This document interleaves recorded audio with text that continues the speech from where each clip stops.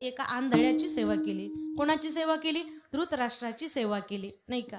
आणि धृतराष्ट्राची सेवा केल्यानंतर त्याच्यामध्ये एवढी पात्रता तयार झाली, तिकडे धर्मक्षेत्रे कुरुक्षेत्रावरती युद्ध चालू झाल्यानंतर तिथं काय काय घडत होतं तो त्या धृतराष्ट्राला सांगत होता. काय काय घडत होतं ते त्या धृतराष्ट्राला सांगत होता. याच्या उलट कोणत्या कोणत्या योद्ध्याच्या अंतःकरणामध्ये काय विषय चाललाय हे त्याला इथून तिथलं कळत होतं. महाराज, एवढी बुद्धी कुणी दिली, कशामुळे प्राप्त झाली? तर एका आंधळ्याची सेवा केल्यानंतर ही बुद्धी त्याच्या ठिकाणी प्राप्त झाली. जर एखाद्या आंधळ्याची सेवा केल्यानंतर ही बुद्धी प्राप्त होते, मग एखाद्या महात्म्याची सेवा केल्यानंतर आपल्याला किती चांगली बुद्धी प्राप्त होईल. महाराज, आपल्या जीवनामध्ये एखाद्या महात्म्याची सेवा घडली पाहिजे, एखाद्या साधूची सेवा घडली पाहिजे, एखाद्या ज्ञानी महात्म्याची सेवा आपल्याला घडली पाहिजे. आणि सेवा करण्यासाठीच हे शरीर भगवंतांना आपल्याला दिले. महाराज, असो, चला पुढे. मग त्या ठिकाणी ज्या वेळेला ही गीता सांगायला सुरुवात झाली, अर्जुनानं भगवंताला सांगितलं, हे भगवंता, माझा रथ घेऊन तू कुठे चल? आता युद्धाच्या मधोमध चल, युद्धाच्या मधोमध चल. भगवान परमात्मा फार चतुर आहे. महाराज, चतुरातो शिरोमणी. भगवंतानं काय केलं? भगवान परमात्मा जो आमच्या स्वप्नात येत नाही, आम्हाला दृष्टीने दृष्टीगोचर आहे. महाराज, ऐका बरं, फार गोड आहे. त्या परमात्म्याने आम्हाला डोळे दिले, कान दिले, हे शरीर दिलं, संबंध देह दिला. ज्यानं डोळे दिले तो डोळ्यांनी दिसतो का? माता भगिनी, ज्या परमात्म्याने हे डोळे आम्हाला दिलेत तो परमात्मा आम्हाला डोळ्यांनी दिसतो का? नाही. महाराज, त्या परमात्म्याला पाहण्यासाठी डोळे बंद करून घ्यावे लागतात, त्यावेळेला तो परमात्मा आम्हाला दिसतो. विठ्ठल विठ्ठल.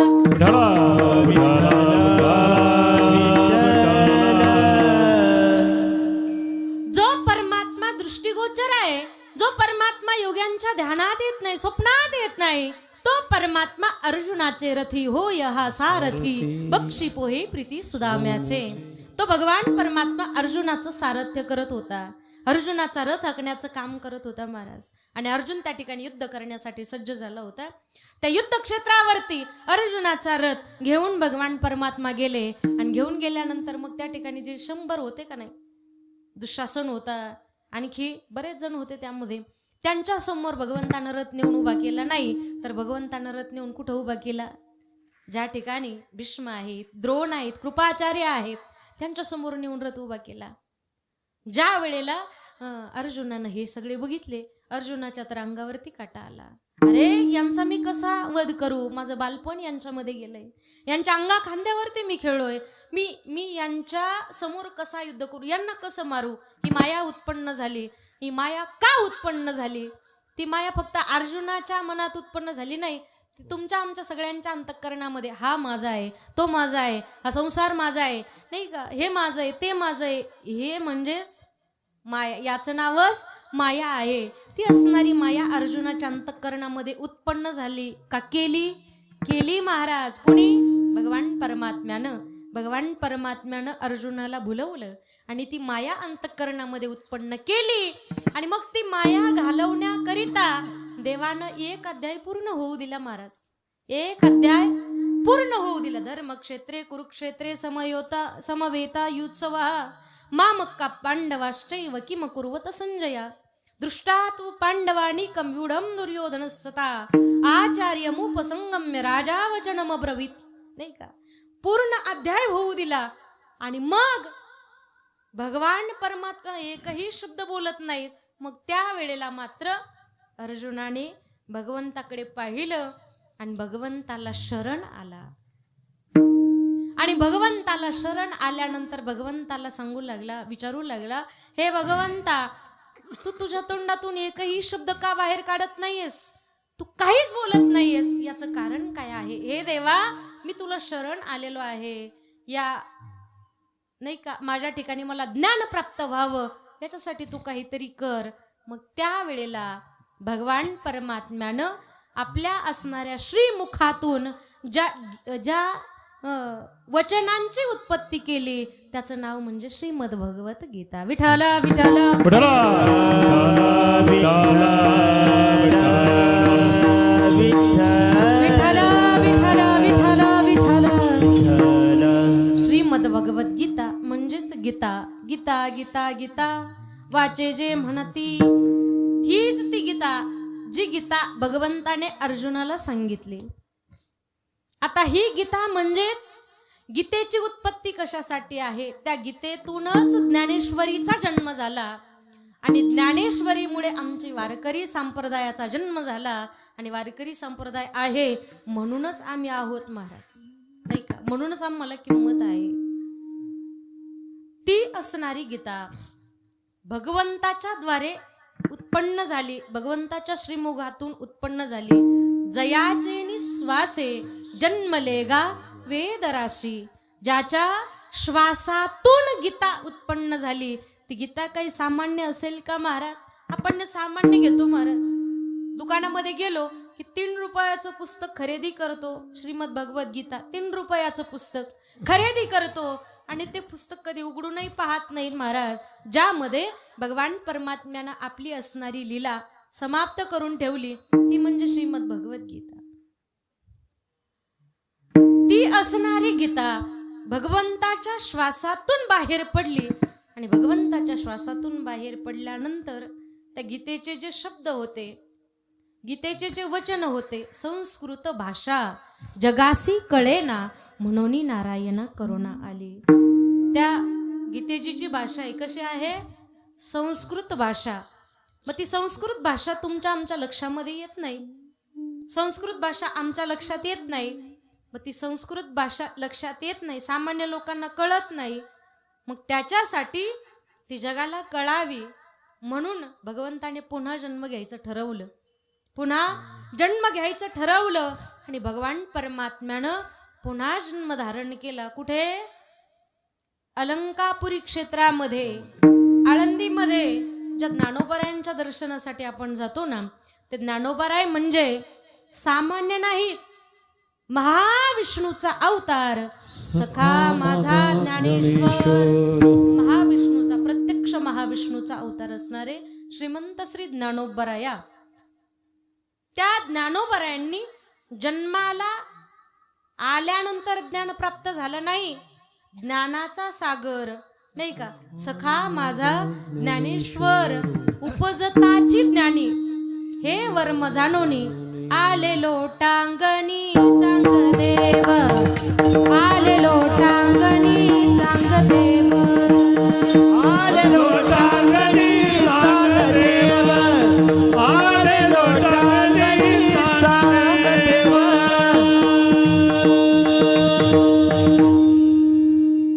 उपजताची ज्ञानी हे वर्म जाणोनी आले लोटांगणी चांगदेव.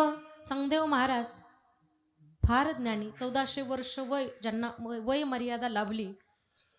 ज्ञानी असणारे चांगदेव महाराज ज्या ज्ञानोबरायांना दर्शनासाठी आले, ते ज्ञानोबराय किती ज्ञानी आहेत.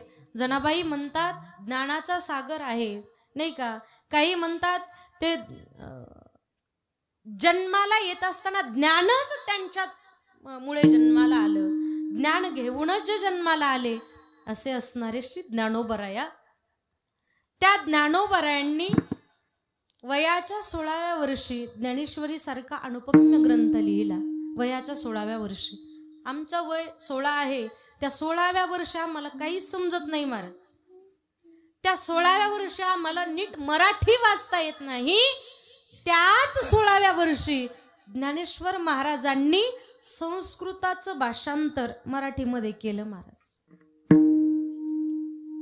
संस्कृतावरती टीका करणारी श्री ज्ञानोबराया, ते ज्ञान माझ्या ज्ञानोबरायांच्या द्वारे म्हणजे प्रत्यक्ष भगवान परमात्माच पुन्हा जन्माला आले, असे जे ज्ञानोबराय आहेत, त्या ज्ञानोबरायांच्या द्वारे त्या गीतेवरती टीका करण्याचं सामर्थ्य ज्ञानोबरायांना लाभलं.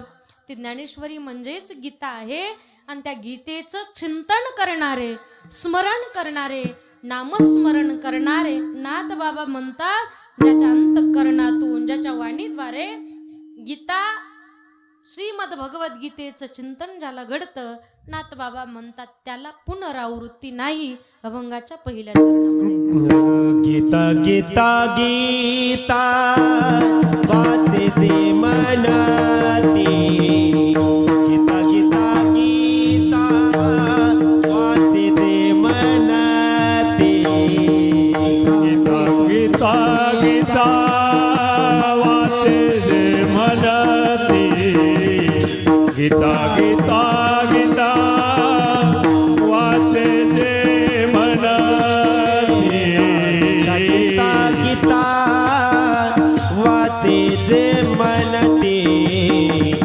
गीता गीता गीता वाचे जे मनती, मनती गीता गीता गीता वाचे जे मनती, गीता गीता गीता वाचे जे मनती. पुनरावृत्ती तया नरा, नाही पुनरावृत्ती ए तया नरा, देवाचे वदताक्षरे, हे देवाचे वदताक्षरे, नाही पुनरावृत्ती तया नरा, नाही पुनरावृत्ती तया नरा, नित्यवाचे वदताक्षरे,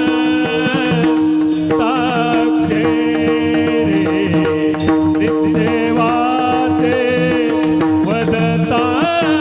गीता गीता गीता वाचते मनती, नाही पुनरावृत्ती तया नरा, नाही पुनरावृत्ती तया नरा, गीता गीता गीता वाचे जे मनती, नाही पुनरावृत्ती तया नरा, नाही पुनरावृत्ती तया नरा, तया नरा, तया. गीता गीता गीता वाचे जे म्हणती नाही पुनरावृत्ती तया नरा. नाथ बाबांनी एक सोपं साधन आपल्याला सांगितलेलं आहे.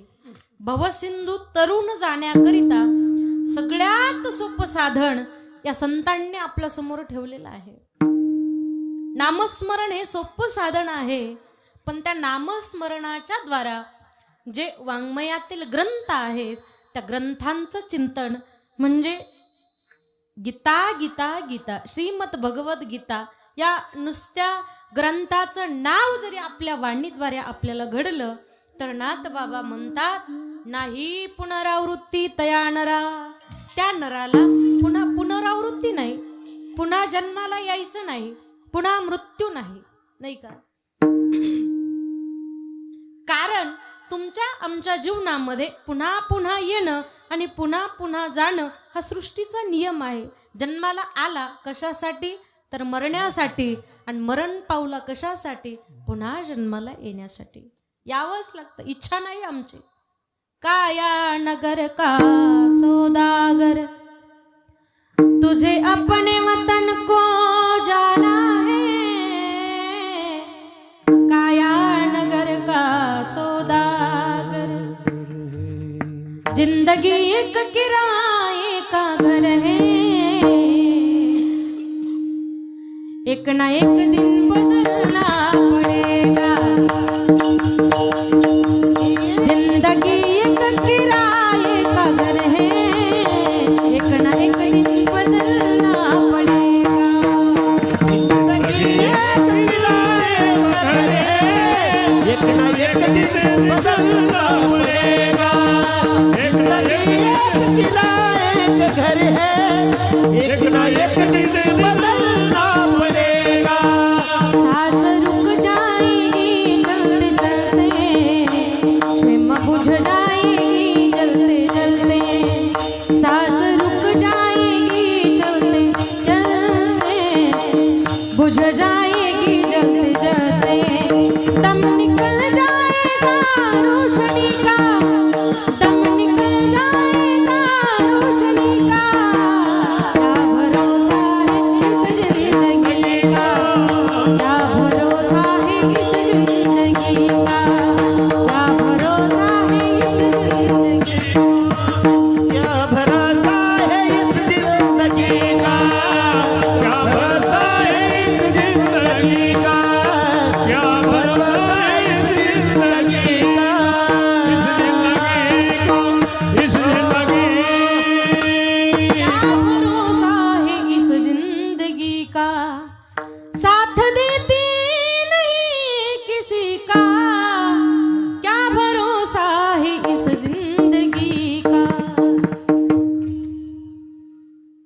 आपल्या जीवनामध्ये एका क्षणाचा भरोसा नाही, क्षणभंगुर नाही भरवसा, वारे सावध तोडा माया आशा, काही नचले मग गळा पडेल फासा.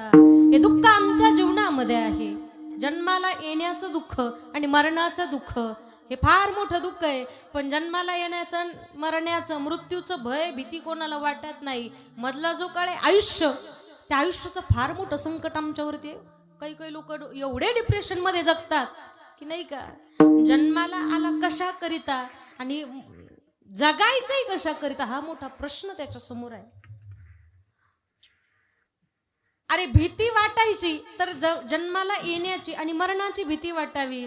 पण हे मिळालेलं जे आयुष्य आहे, जे जीवन आहे, हे पुन्हा पुन्हा मिळणार नाही, पुन्हा पुन्हा आपल्याला प्राप्त होणार नाही. आलेला दिवस मावळणारच आहे आणि मावळलेला दिवस पुन्हा उगवणार आहे. पण मावळलेला दिवस आणि उगवलेला दिवस ज्याच्या जीवनामध्ये आनंदामध्ये जातो तो खरं जीवन जगायला शिकला महाराज. याच्या उलट सांगेल तुम्हाला, प्रत्येक संकटावरती मात करण्यासाठी जो शिकला ना, प्रत्येक संकटावरती ज्याला मात करता आली आणि ज्याला खंबीरपणे उभं राहता आलं, त्याला खरं जीवन जगता आलं महाराज. तो खरं जीवन जगायला शिकला. भरपूर संकट आपल्या जीवनामध्ये असतात महाराज, पण त्या संकटावरती मात करायचं आपण सोडून देतो. आपण नको त्या भानगडीत पडतो. कोणी विष घेऊन आत्महत्या करतो, कोणी नको नको त्या भानगडी करतो. अरे हे सगळं करत बसण्यापेक्षा सुंदर नरदय भगवान परमात्म्यानं आपल्याला दिलेला आहे. त्यातले काही काळ तुम्ही तुमच्या संसारासाठी द्या, काही काळ तुम्ही तुमच्या प्रपंचाकरिता, तुमच्या जबाबदारी, तुमच्या लेकरा बाळांकरिता द्या. पण उरलेला काही काळ, उर्वरित काही आयुष्य तुम्ही नक्कीच भगवंतासाठी द्या महाराज, नाही का. तुमचं सुंदर आयुष्य सुंदर झाल्याशिवाय राहत नाही. आणि इथून कीर्तनातून घरी गेल्यानंतर सर्व माता भगिनी, इथं बसलेले सर्वजण कीर्तनासाठी आलेले आहेत, प्रत्येकाला माझी एक विनंती असेल, हातामध्ये कागद घ्या, पेन घ्या आणि त्या कागदावर लिहा, हे दिवस जाणार आहेत. एकच वाक्य लिहून ठेवा, हे दिवस जाणार आहेत. आणि हे कागद कुठं चिकटवायचा, कुठं चिकटवायचा, कीर्तनकाराच्या कपाळाला चिकटवा, नाही का. कुठं चिकटवायचा महाराज कागद? तो कागद आपल्या समोर, जे समोरचा जे दरवाजा आहे ना, आपल्याला जातानाही तो दिसला पाहिजे आणि घरात येतानाही तो दिसला पाहिजे, अशा ठिकाणी चिकटवून ठेवा. म्हणजे आपल्या जीवनामध्ये दुःख जरी असेल तरी सुद्धा त्यानं ते वाक्य वाचलं पाहिजे, हे दिवस जाणार आहे. आणि ज्याच्या जीवनामध्ये फार सुख आहे महाराज, फार सुख आहे, त्यानं सुद्धा ते वाक्य वाचलं पाहिजे, हे दिवस जाणार आहे. प्रत्येकाचं जीवन सुख दुःखांनी भरलेलं आहे. एक धागा सुखाचा, 100 धागे दुःखाचे, जर तारी है वस्त्र मानसा तुझी आयुष्याचे. एक धागा सुखाचा, कुछ पाकर खोना है, कुछ खोकर पाना है. जीवन का मतलब तो आना और जाना है. 2 पल के जीवन से 1 उम्र चुरानी है. जिंदगी और कुछ भी नहीं. फार सुंदर आयुष्य भगवान परमात्म्याने आम्हाला प्रदान केलं महाराज. पण त्याची किंमत आमच्या लक्षामध्ये, दुःख तर प्रत्येकाच्या जीवनात आहे. किती दुःख आहे, पुढं पाहिलं तर तेवढंच दुःख, पाठीमागं तेवढंच दुःख, आजही तेवढंच, भविष्यातही चिंता, पाठीमागं भूतकाळ चिंतेतच गेला महाराज. सगळं दुःखच दुःख आहे. एक माणूस रस्त्यानं चालला होता, ऐका बरं, ज्यांना डुकली आली ना त्याला असं चिमटा घेऊन जाग करा. एक माणूस रस्त्यानं चाललेला होता आणि रस्त्यानं चाललेला असताना एक वाघ त्याच्या पाठीमागं लागला. आता वाघ पाठीमागं लागल्यानंतर ते काय महाराज, त्याला काय गुदगुल्या झाल्या असतील का महाराज. आता बिबट्या, सगळीकडे ते बिबट्या दिसतात महाराज, आणि सगळीकडे एकच न्यूज आहे, संध्याकाळच्या वेळेला बाहेर पडू नका, हे करू नका, ते करू नका, असं करू नका. अरे ज्या दिवशी मरायचं त्या दिवशी मरणारच आहे महाराज. पण काळजी घेतली पाहिजे प्रत्येकानं. वाघ पाठीमागं लागला. आता वाघ पाठीमागं लागल्यानंतर हा मात्र घाबरला महाराज, घाबरून पळू लागला. पळता पळता पळता पळता पळता पळता ते जंगलातून पळत असताना एक विहीर दिसली आणि त्या विहिरीत उडी मारणार तेवढं त्याच्या लक्षात आलं, विहिरीच्या काठावरती वडाचं झाड आहे, आपण पारंब्याला धरलं पाहिजे. त्याने त्या पारंब्याला घट्ट पकडलं महाराज, आणि घट्ट पकडल्यानंतर त्याच्या मनात एकच म्हणजे नाही का, की या संकटातून आपण एकदाच वाचलो, नाही का. त्याच्या मनामध्ये आलं, या संकटातून आपण वाचलो, आता खाली उडी मारणार. तेव्हा त्यांना खाली पाहिलं तर खाली नागोबा. वाचलो बुवा हे जेव्हा मनात आलं, खाली पाहिलं खाली नागोबा, पाठीमागं पाहिलं पाठीमागं वाघोबा. पण ज्या पारंब्याला त्यानं पकडलं होतं त्या पारंब्याला याचा धक्का लागला. धक्का लागल्यामुळं त्या पारंब्याच्या मुळाशी आग्या मोळ बसलेलं होतं. आता आग्या मोळ धक्का लागल्यानंतर उठलं आणि ते काय सप्त्यात आलं का महाराज? नाही ना. त्याच्या शरीराचा चावा घेतला, तो 50 किलोचा एका मिनिटात 100 किलोचा झाला महाराज.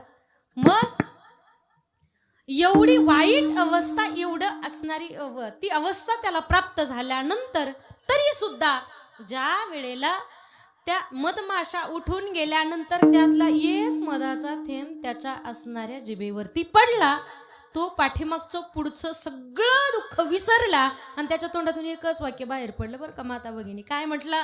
वाह, काय मधाची सवय म्हटलं. म्हणजे माझा दृष्टांत संपला, पण सिद्धांत फार महत्वाचा. तुमचं आमचं सगळ्यांचं तेच झालंय ना महाराज, सगळ्यांचं तेच आहे. ह्यातून सुख मिळेल त्यातून सुख मिळेल, पण सर्व सुखाची आशा जन्म गेला क्षण एक मुक्ती. सुख मिळेल का आम्हाला? नाही मिळत महाराज. अपेक्षेतच आमचा जन्म सगळं आयुष्य संपत, पण सुख मिळत नाही. पुन्हा पुन्हा जन्माला यायचं, पुन्हा पुन्हा मरायचं, पुन्हा पुन्हा जन्माला. अरे हे संकट, हे दुःख आमच्या जीवनामधलं वजा व्हावं म्हणून नाथांनी सुंदर असं साधन आम्हाला सांगितलेलं आहे.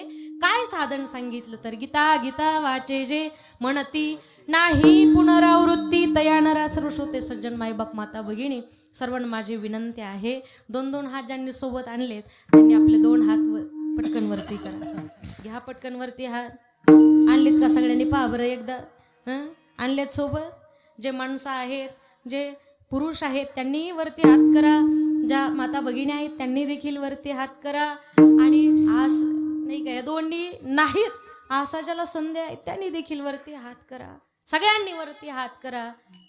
केले का सगळ्यांनी वरती हात? पाठीमागं बसलेले, अंधारात बसलेले, कीर्तनाला आलेले, आवडले नाही, सगळ्यांनी वरती हात करा. केले का सगळ्यांनी वरती हात? राहू दे असेच, मी चहा घेऊन येते तोवर. केले वरती हात? विठोबा रखुमाई, विठोबा रखुमाई,